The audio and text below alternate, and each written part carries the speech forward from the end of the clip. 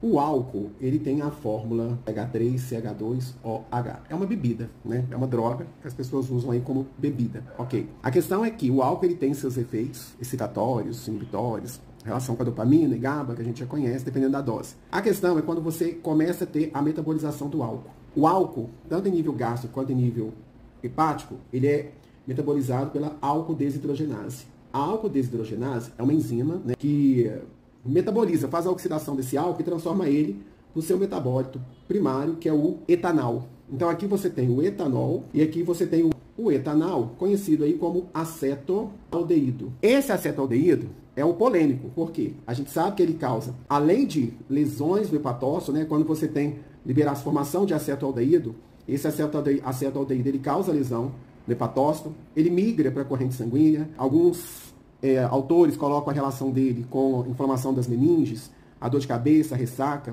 É uma substância que faz mal mesmo. E tem também hoje a relação dele com danos no DNA, que a gente sabe aí, inclusive recentemente ele foi até classificado o álcool como uma substância cancerígena. Bom, ter cirrose, ter problemas de ressaca por efeito desse acetaldeído, geralmente você reconhece a pessoa quando ela tem acetaldeído circulante, porque é aquele odor desagradável da pessoa que já está bebendo há muito tempo, né? E que não faz bem. Mas o corpo, ele tenta ainda dar uma forma de sair dessa situação. Por isso que existe uma outra enzima, que é a aldeído desidrogenase. O que ela faz? Ela converte o álcool, né, num processo também, em ácido etanóico, vulgo ácido acético, aquele do vinagre, né?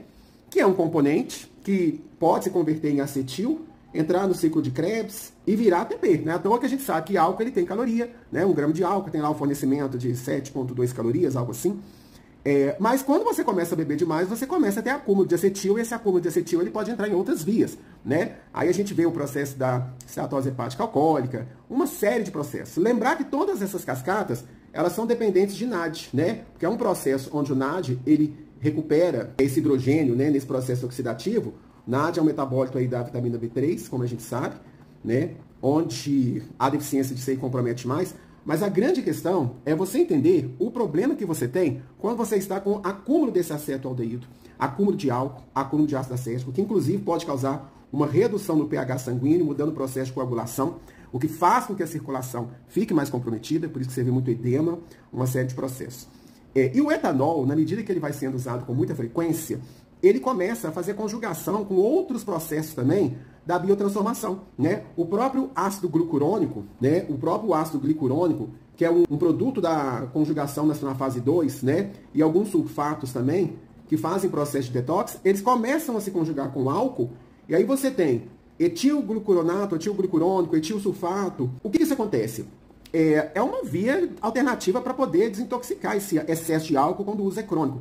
Então, além dessas vias, né, dessas enzimas de citocromo e tudo mais, a gente tem outras vias também, que também fazem parte da classe, mas são vias alternativas que o álcool começa a se complexar.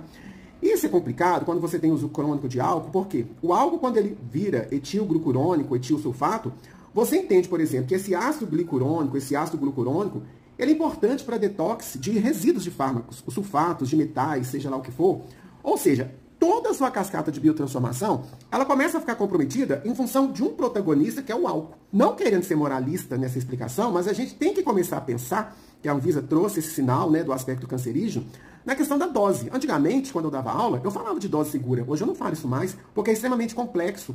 Hoje a gente entende que todo esse processo das consequências dos metabólitos do álcool depende da capacidade de biotransformação da pessoa e que isso é uma coisa singular. Então, a dica da gente, enquanto Nutri, é entender que é uma bebida que está em uso recreativo, mas tem aí os seus prós e contras que a gente precisa ligar um sinal de alerta na hora de instruir isso aqui, de como usar, né? Na verdade, não é uma bebida que a gente hoje em dia pode ficar recomendando e tá tudo bem, né? Ao mesmo tempo orientar como consumir, quando, nas doses que vai ser menos perigosa para esse paciente, que a gente também não sabe, né? Mas é uma coisa a se pensar. E lembre-se que álcool bloqueia a gliconeogênese e você tem uma tendência à glicose reduzir, né? Uma queda de glicose aí, além dele também inibir o hormônio antidiurético, onde você aumenta a diurese, né?